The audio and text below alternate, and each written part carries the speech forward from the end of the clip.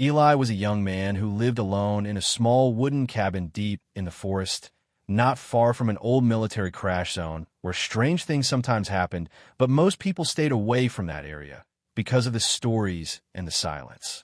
He liked the quiet life and the trees and the sound of birds in the morning and the wind at night, and he was used to being alone with only a few tools, a hunting knife, and a dog named Brisk who barked at everything that moved. One evening the sky grew dark, and heavy clouds rolled over the mountains, and rain began to fall with loud thunder, shaking the windows of his cabin, and lightning flashing bright white across the trees. Eli stood by the window watching the storm when suddenly a bright light shot across the sky like a fireball, burning blue and silver and moving fast and low toward the ground. He held his breath as the light vanished behind the trees, and a deep rumble followed, then the sound of something crashing far off in the woods, and the earth trembled just enough for him to feel it in his feet. At first he thought it might be a meteor or maybe a plane, but it felt different somehow, and Brisk barked wildly, scratching at the door like something was out there, something wrong. Eli grabbed his jacket, pulled on his boots, took his flashlight, and stepped out into the wet, cold night, the rain soaking his shoulders as he followed the glow of the beam through the forest. He moved fast between trees and mud and falling branches, the light bouncing across trunks and roots and puddles as Brisk ran ahead, barking into the dark. Then he saw it through the trees, a strange shaped metal, and broken, half buried in the earth, and glowing with heat and smoke and blue sparks rising from torn panels and melted wires. He stepped closer, slowly, his heart beating hard in his chest as he pointed the flashlight at the wreck. It looked like no plane or drone he had ever seen. It was small and round, with sharp wings bent at odd angles, and strange markings carved into its surface, glowing faintly in the rain and steam. Then he saw a movement, a figure crawling from the wreck, dragging itself with one arm and the other hanging limp, dark liquid trailing behind like blood, but not quite the right color. He raised the flashlight, and the beam lit up her face, a woman, or something close to one, with silver skin and eyes that glowed soft violet, even in the dark, and long hair like threads of starlight soaked in rain. She looked at him with fear and pain and whispered something in a voice that sounded like music and wind, but he could not understand the words. She reached toward him with shaking fingers, and her lips moved again, but her body gave out, and she collapsed into the mud, rain falling over her like a shroud. Eli stood frozen for a moment, unsure if he was dreaming or dead or had lost his mind. Then he moved fast, dropping to one knee and lifting her up gently, her skin cold and light like she weighed almost nothing. He looked around the crash site, thinking someone else might be watching or coming or hunting her, but saw nothing, only trees and smoke and the storm. He carried her through the forest back toward his cabin, each step heavy and unsure, his heart racing, his mind full of questions he could not answer and fears he could not name. When he reached the cabin, he pushed the door open with his shoulder and laid her down on the old couch, Brisk whining and pacing with wide eyes. He grabbed blankets and covered her soaked body, then sat down beside her, watching her breathe slow and shallow as steam rose from her clothes and tiny sparks blinked on her skin like little lights. She was not human, he knew that much, but she was not a monster either. She was hurt and alone, and he could not just leave her there to die, no matter what she was or where she came from. He whispered softly, "I do not know who you are, but you are safe now. I promise to help you as best I can. Just hold on." Outside, the wind howled and the rain beat harder on the roof, but inside the cabin was quiet except for her slow breaths and the crackle of the fire Eli built to keep her warm. He stayed awake all night, watching her, afraid she might stop breathing or vanish or wake up screaming or worse, but she did not move much, only murmured strange words in her sleep like echoes from far away. As the first light of morning touched the trees, Eli sat by the window looking out into the forest, his mind turning over everything he had seen and done. He had helped someone or something he did not understand. He had brought an alien into his home, and he had no idea what would happen next. But deep in his chest, he felt something else, not just fear, not just wonder. It was the feeling that something much bigger had just begun, something he could not stop and maybe was not supposed to. And when he looked back at the couch and saw her still breathing, still alive, he knew he had made the right choice, even if it would change everything forever. Morning came slowly with soft light slipping through the cracks in the wooden walls and the sound of birds echoing in the trees around the cabin, and Eli sat still in the same chair, where he had stayed all night, his eyes heavy, but his mind sharp, watching the silver-skinned woman sleep. She had not moved much, and her strange body had stopped glowing, and her breathing had become steady like she was slowly healing, and Brisk the dog had stopped barking, but still paced near her, as if unsure whether she was friend or foe. Eli felt strange, like he had opened a door to another world without meaning to, and now something was inside his house, something powerful and unknown, and even though she looked peaceful now, he could not shake the feeling that something big was coming. He stood up, stretched his sore legs, and walked quietly to the small table, where he kept an old kettle and made tea using rainwater from a barrel outside and dry leaves from the forest, and he drank slowly while staring at the fire, which was now just a pile of warm coals. Then he heard her speak again, her voice soft and broken like wind through cracked glass, and he turned to see her eyes open, glowing faint purple, and looking right at him with no fear, only confusion and pain. She tried to sit up, but her body shook, and Eli stepped forward and gently placed his hand on her shoulder, saying, "Easy, easy, you are safe now, and you need rest." And she looked at his hand, then back at him with eyes that saw more than a person should see. Her mouth moved, and this time he could almost understand her as she spoke slowly and carefully, like she was picking the right word from a foreign book. "Shipbroken need help hiding, please." Eli nodded, trying to stay calm, even though the words hit him like thunder, and he replied with a quiet voice, "I will help you. I do not know who you are or what you are running from, but I can fix things. I fix broken things all the time." She nodded and tried to smile, but it looked strange on her face, like she was learning how to do it for the first time, and she looked around the room like she had never seen a place like it before, touching the rough, with the old books, the rusty tools, with gentle fingers. "What is your name?" he asked, and she looked up, then said slowly, "Rhea," and when she spoke it, the fire seemed to flicker, and the air felt thicker, like the name carried weight more than just letters and sound. "I am Eli," he said, pointing to himself, and then to the dog that was still growling softly. "And this is Brisk. He does not trust easily, but he means no harm." Rhea looked at the dog, and then back at Eli, and whispered, "Thank you," and those two words sounded more real than anything he had ever heard. They spent the rest of the day in quiet movement, as Eli gave her food and water, and she sat near the fire wrapped in blankets, watching him fix things around the cabin and asking simple questions like, would stove how work, or sky, color, always like this? And he answered as best he could, even when the questions made no sense. He showed her a map of Earth, and she stared at it like it was a dream, and he asked her where she came from, and she only said far beyond stars, and shook her head like the rest was too hard to explain, or maybe too dangerous. At night, when the forest grew dark again, Eli checked her ship, which lay hidden behind trees and covered in branches and leaves, and he saw that its metal skin was cracked and burnt, and wires dangled like vines, and strange lights blinked red and blue, and he knew it would take days, maybe more, to fix it without the right tools or parts. When he returned, Rhea was standing at the window looking out at the trees and the stars, and she turned to him and said in a quiet voice, "Others may come. If they find me, many will die." And her face showed fear and guilt and something deeper, like sorrow too old for her young features. Eli asked, "Who are you really?" But she did not answer. Instead, she turned back to the window and whispered, "I ran, because I had to. I came here, because I had no choice, and now I do not know what happens next." He wanted to ask more to understand, but something told him it was not time yet. So he only said, "You are safe here for now. I will not let anything happen to you." And he meant it, even though he had no idea what he was promising. Later, as Rhea slept again, Eli sat by the fire and listened to the forest and thought about how strange life could be, one night alone in the woods and the next sharing space with a being from another world, someone who might be more than she claimed, someone who might be hunted, someone who might change everything. He did not know what would come tomorrow or the day after that. But he knew this one truth deep in his bones. He had chosen to help, not because he understood, but because it was right, and sometimes that was enough. The wind outside carried leaves across the ground, and the moon rose behind clouds, and in the distance, deep in the forest, something flickered for just a second, a faint red light moving between the trees like a watcher in the dark, and Brisk raised his head and growled low in his throat. Eli did not see it, not yet, but something had begun, and whatever it was coming fast.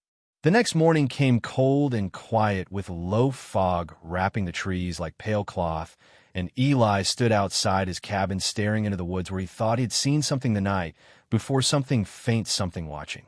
He shook the thought away and returned to the cabin, where Rhea sat cross-legged near the fire with her eyes closed and her hands resting on her knees, breathing slow and deep as if she was pulling strength from the air itself. Brisk lay nearby, not barking now, but not relaxed, either his ears twitching with every creak of wood or rustle of leaves outside. Rhea opened her eyes and looked at Eli and said softly, "I'm stronger now, but the danger has not passed," and Eli nodded, even though he did not know exactly what she meant, because he could feel it too, like a shadow hanging over the trees, something moving closer with every hour. He spent the day helping her walk outside, where she studied the trees and sky like someone who had never seen them before, and he watched her run her fingers along tree bark and gather small leaves and moss like each thing held meaning only she understood. While she explored, Eli worked on the damaged ship, carefully lifting pieces and checking wires and panels. Even though he understood little about it, the machine hummed when he touched it like it knew he was trying, and sometimes it blinked like it was alive.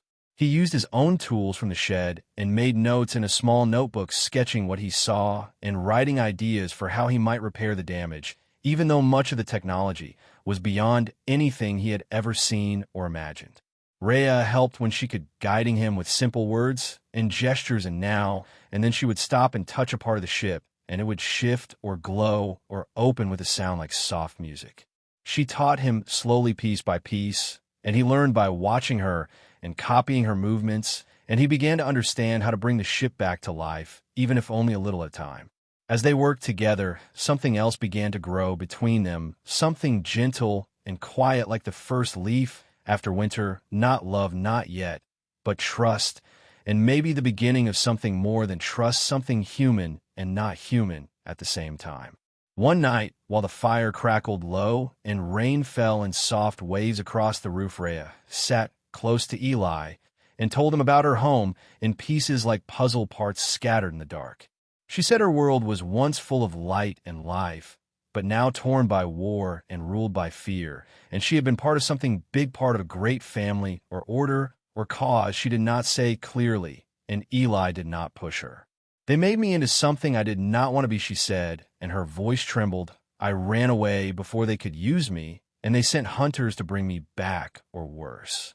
Eli asked why she mattered so much, and Rhea looked at him with those glowing eyes and whispered, "I know things, secrets that could end the war or burn everything, and they fear that I might choose the wrong side."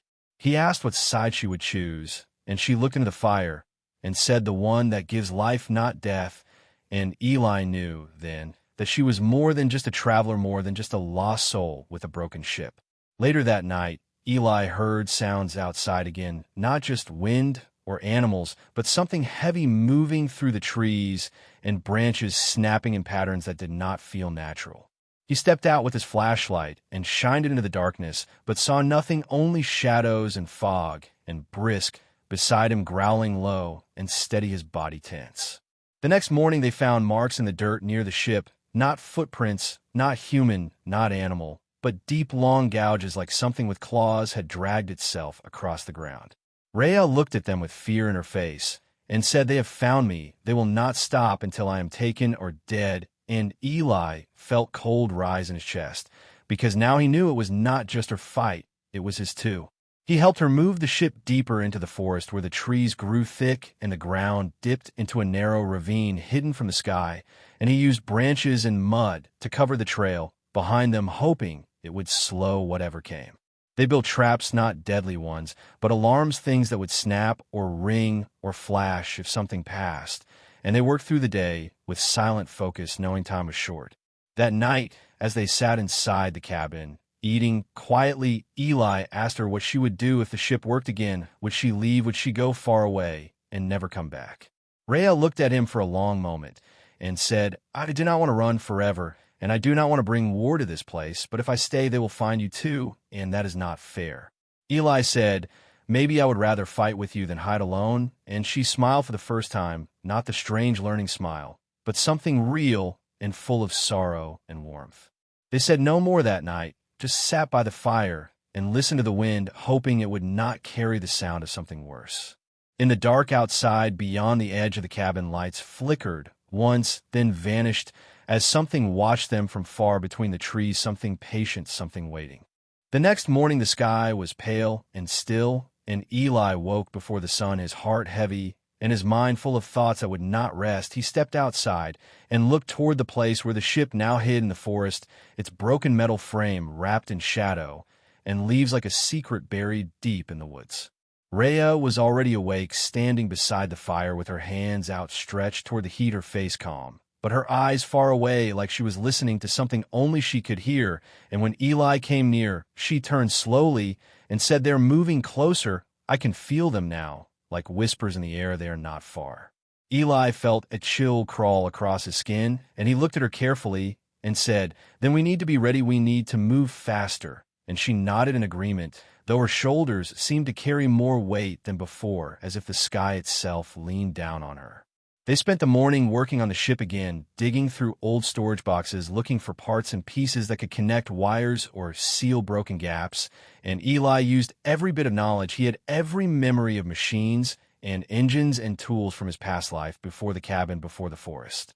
Rhea guided him with gestures and soft words, helping him understand systems that were never meant for human minds, or fingers dancing across strange screens and glowing lights, as if they were part of her body and not just tools from another world.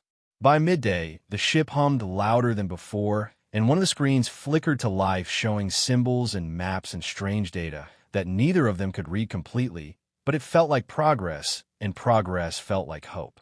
As they worked, Eli asked Rhea more questions, hoping to understand the storm he had stepped into, why her presence on Earth brought such danger, and what she was truly running from.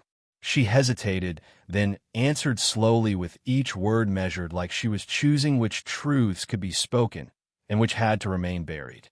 "I was born into a line that ruled not with kindness, but with fear. They used their knowledge to control entire worlds, and I was trained to follow their path, to lead like them, to be cold and strong and silent. But I saw what they did to others. I saw planets broken and voices silenced. And when they asked me to choose my side, I ran, because I could not be like them, because I could not let their war continue without resistance." Eli listened without interrupting, his hands still working on the panel in front of him, but his heart pounding with the weight of her words.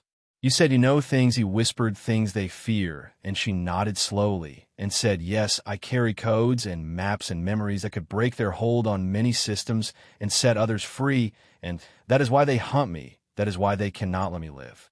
Eli leaned back and looked at her with new eyes, not just as a stranger or a wounded traveler, but as someone who held power, someone who had chosen the hard path, someone who stood against giants with only her mind and her will.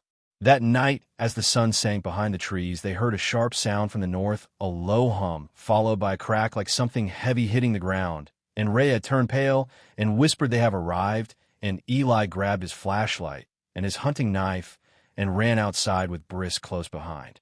They reached the top of a hill where they saw a strange craft sitting in a clearing, black and tall like a tower of stone, with blue lights crawling across its sides, and three figures stepping out, tall and lean, with armor that shimmered like glass and eyes that burned red through the fog. Eli pulled Rhea back into the trees and whispered, "We need to move now." And she nodded and followed him through the shadows as fast as they could, with Brisk leading the way toward the ravine where the ship was hidden. As they reached the ship, one of the traps they had set earlier triggered with a loud snap, a flash of light, and a ringing sound that echoed through the forest, and the hunters turned toward it, weapons raised, scanning the trees with sharp red beams. Rhea climbed into the ship and powered the main systems, her hands flying across the panel as Eli stood guard outside, his heart racing as he heard the hunters moving closer, every step crunching leaves and snapping twigs like warnings. He held his ground, breathing slow, gripping the knife tight, ready to defend the ship, to defend her, even if he did not understand all the reasons why. Suddenly the ship roared to life, lights, glowing strong engines humming deeper than before, and Rhea called out, "Eli, get in now, or they will catch you," and he ran toward the open hatch just as the first hunter appeared between the trees. The hunter raised a weapon and aimed, but Brisk lunged from the side, knocking it off balance just enough for Eli to dive inside, and Rhea closed the hatch with a wave of her hand as the ship lifted a few feet from the ground, engines burning through dirt and leaves. The ship hovered, shaking as alarms beeped and symbols flashed across the screens, and Rhea shouted, "I can get us away," but not far, not for long, and Eli grabbed the wall to steady himself as the ship rose higher above the trees. Below, the hunters fired shots that glanced off the hull, sparks flying, but the ship did not fall. It kept climbing past the trees, past the fog, into the sky. Then the engines flickered and the ship slowed, and Rhea said, "We need to land again. We're not ready to leave the planet, not yet." And Eli nodded, breathless, sweat on his face, as he looked at her and said, "Then we find another place to hide, and we finish what we started." Rhea looked at him, her eyes glowing soft again, and said, "Thank you for standing beside me when you did not have to." And Eli replied without fear, "Maybe I did not have to, but I wanted to, and that makes all the difference." The ship landed hard near a deep ravine, far from Eli's cabin, far from the lights, far from the hunters, and far from anything human or known, and the forest here was older, darker, quieter, like it had seen wars and secrets, and now stood still in silence, waiting for the next one to arrive. Eli stepped out of the hatch first, looking around the area, his boots crunching over dry leaves, and the sky above him turning golden gray, with clouds forming like smoke over a sleeping fire. Rhea followed, close behind, her legs still weak, but her hands steady and her eyes scanning the tree line as if danger might leap out at any second. Her breath was slow and quiet, but her heart was racing inside, and she could not hide that from Eli. "We are safe for now," he said, though he knew it might be a lie, and Rhea nodded, but said nothing, her mind already working through plans and paths and dangers they had not yet seen. They moved fast, gathering supplies from the ship, building a small shelter between stones and roots, and Eli set up small traps again, using wire cans and tension hooks, not to hurt anything, just to warn them if something came too close. Rhea activated a small blue orb from her pocket and placed it on the ground near the camp. It floated slightly above the earth and glowed faintly, then vanished, leaving only a shimmer in the air, and she explained in a soft voice it masked sound and heat just for a short time, just enough to hide. As night fell, Eli lit a fire inside a circle of stones using dry bark and twigs, and the flames danced quietly in the dark, sending soft light over their faces and shadows over the rocks around them. They ate together in silence, bread, nuts, dried fruit, water from the nearby stream boiled in a metal pot, and for a moment it almost felt like peace, like the war and the fear and the hunters were far away, like nothing else existed outside this small clearing. But peace does not last long when someone is hunted, and both of them knew that deep inside, where hope lived beside fear, and every sound beyond the fire made Brisk lift his head and growl low and steady. After a while, Rhea looked at Eli and asked a question that had been growing inside her like a seed. "Why did you help me that night? Why did you carry me from the ship when you did not know who I was or what I might do?" Eli stared into the fire, thinking about the question, then answered slowly, "Because I saw someone hurt someone who needed help, and that was enough. I did not care what you were, only that you were alive and afraid and alone, and I knew I would not leave you there no matter what." Rhea looked down at her hands, her fingers glowing faintly in the firelight, and said softly, "No one has ever done that for me, not without asking for something in return, not without fear or orders or duty, only you, and I do not understand why." Eli smiled a little and replied, "Maybe it is because I've lost people too. Maybe I know what it feels like to be alone. Maybe I just wanted to feel like I could do one good thing in this broken world." She looked at him, then her eyes full of something that felt like sadness and warmth and respect all at once. And for the first time since they met, she reached out and touched his hand gently and said, "Then maybe you have saved more than just me. Maybe you have saved something I thought was lost." Later that night, Rhea woke suddenly, her breath sharp, her eyes wide, and her body frozen in place, and she whispered a single word into the dark watchers, and Eli woke too, reaching for his knife and listening hard, but the forest was silent, too silent. They moved fast, grabbing their gear, packing up what they could. Rhea took the orb and made it glow again, and the shimmer covered them just in time before a flash of red light swept through the trees like a searchlight passing inches from their shelter, then fading into the dark. Eli held his breath, and Rhea closed her eyes as more lights appeared, weaving through the forest, red, green, blue, slow and cold like snakes made of fire, and shadows moved behind them, tall shapes stepping between trees without sound. "They are not soldiers," she whispered. "They are hunters, and they can smell fear and track memory, and we cannot fight them not like this."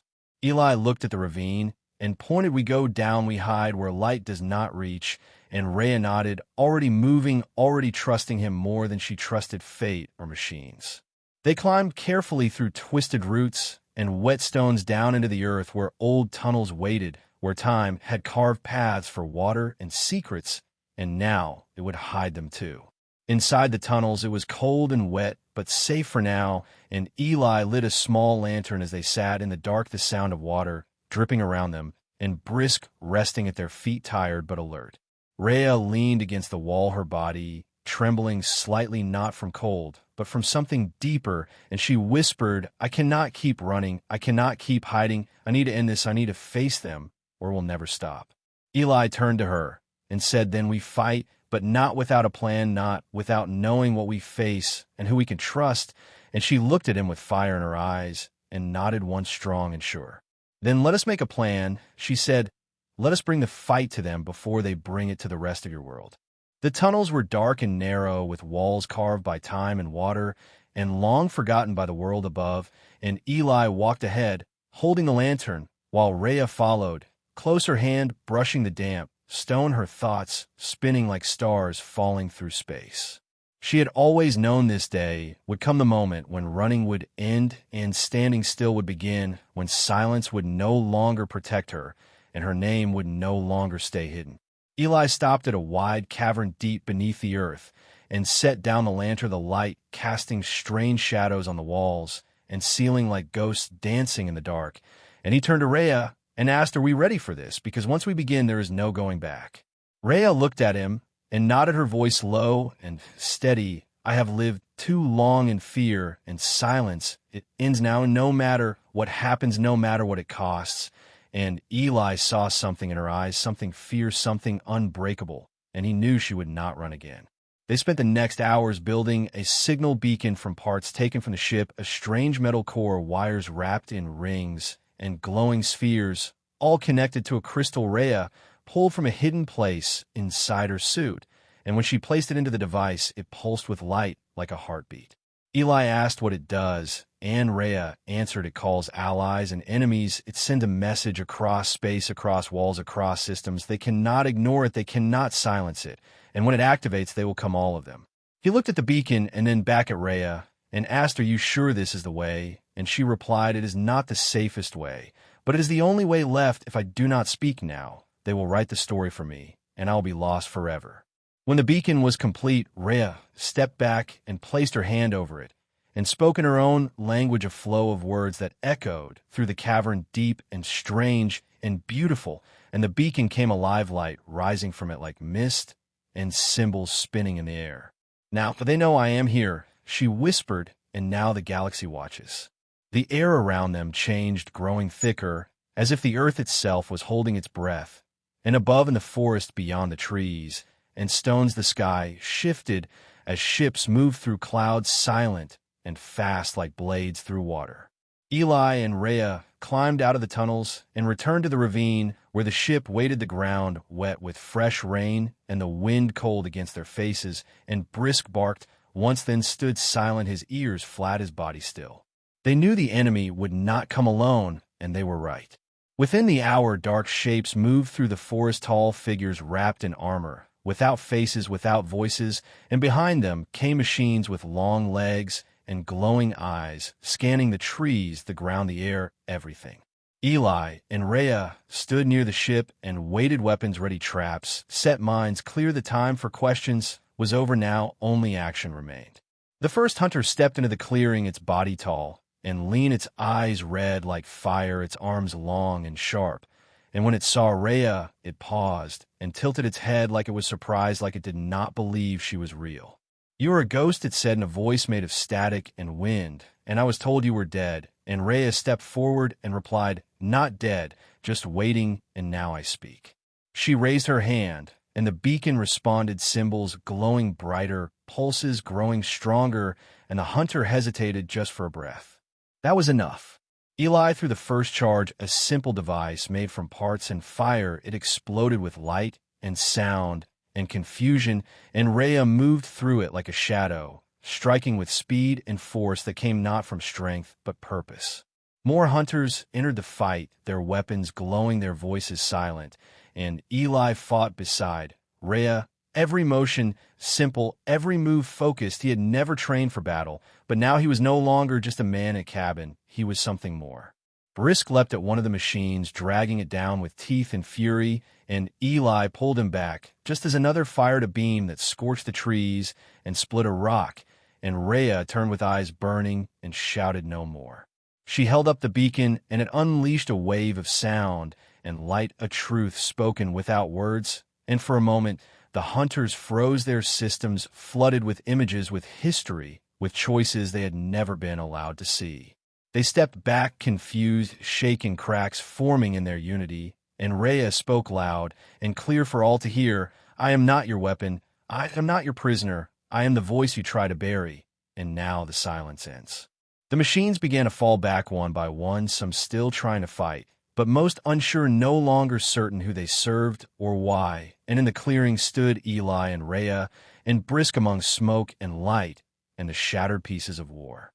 When the last hunter disappeared into the trees, the sky opened and light poured through, and above them a ship appeared unlike the others, smooth and silver and alive with color, and it hovered in silence, waiting for Rhea to answer. She turned to Eli and said, "They are allies, old ones, those who still remember what peace means. They followed the signal that will take me where I must go next." Eli nodded, though his heart ached, and he asked, "Do you have to leave?" And Rhea looked at him and said, "Not forever, but for now, yes, the fight continues, but not here, not today." And she stepped closer and touched his face gently. "You gave me something I'd lost," she whispered, "a reason to believe again, and for that I will never forget you." And Eli smiled, though his eyes burned, and said, "Then go and remind them what hope looks like."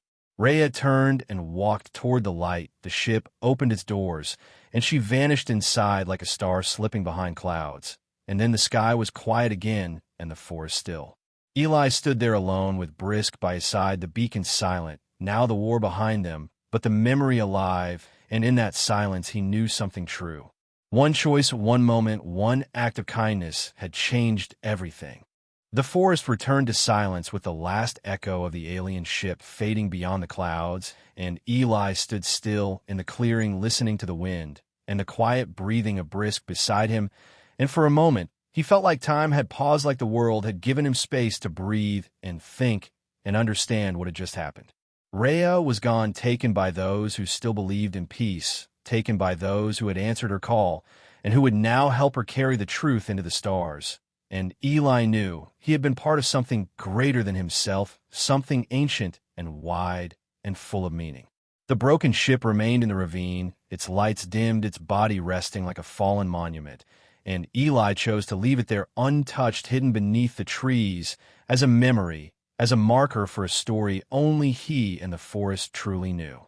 He walked back to the cabin slowly through mud and leaves, through trails marked by fire and struggle, and he passed the place where the first crash had happened, the place where he had found her half buried in smoke and rain and wonder. The cabin stood just as he had left it, though the door hung slightly open and the fire had long gone cold. And inside, everything felt different, not broken, not empty, just different, like the air itself remembered her presence and refused to go back to what it was before. Eli sat down in the chair by the window and looked out at the forest and the sky and the distant stars beyond the clouds, and he let his thoughts wander across memories of her voice, of her touch, of the way she looked at him when she trusted him with her truth. Days passed, then weeks, and the world did not stop. It kept turning, as it always did. Birds sang, leaves fell, rains came, and Brisk barked at squirrels and wandered by the stream. And Eli lived quietly, fixing what broke, gathering what he needed, writing down the things he could not say aloud. He did not speak to others much. When he went to town for supplies, he smiled, he nodded, he answered questions with few words and kind gestures, but he never told them about the ship or the crash or the alien woman who had stayed at his cabin or the battle that lit the sky for a single night. One morning, he found something strange on his doorstep, a small box made of silver and smooth glass with no hinges and no seams, and when he touched it, it opened like a flower, revealing a soft blue light and a message that spoke inside his mind, not through sound but feeling. "Thank you, Eli. I have not forgotten your courage, your kindness, your choice to help without fear, without reward. I carry your strength with me, and I will return when I cannot, as a fugitive, not as a leader, but as a friend." He closed the box and placed it on the shelf above the fireplace, and every now and then he would touch it and remember the sound of her laughter, the heat of her hand, the fire in her eyes, when she spoke her truth to those who hunted her. One night, as stars lit the sky and Brisk slept by the door, Eli sat outside with a warm drink in hand and stared at the moon, wondering where she was, what star she flew past, what world she now walked, and whether she still thought of the quiet human who once carried her from the dirt. He thought about how everything began with one choice, one moment in the rain, one step towards something unknown, and how that moment had changed not just his life, but maybe the fate of worlds far beyond his own.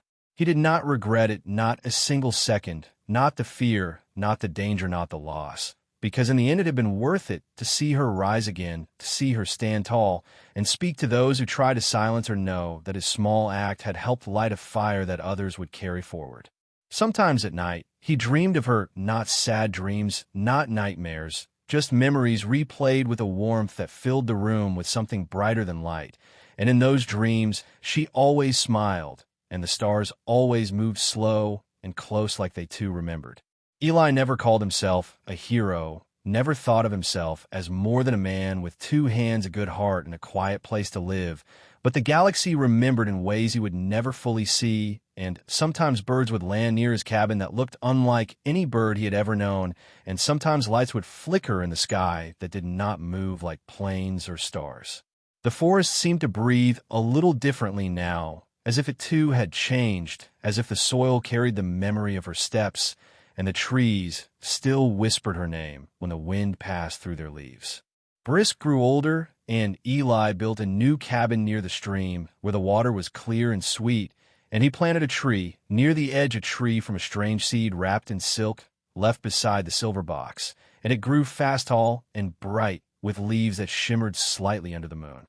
Travelers sometimes came to the forest to walk and camp and listen to the quiet, and a few spoke of strange dreams of lights, of soft voices in their sleep, and though they never saw Eli, often he would leave fresh wood near their tents and water by the fire, and they would wonder who the silent guardian of the forest was.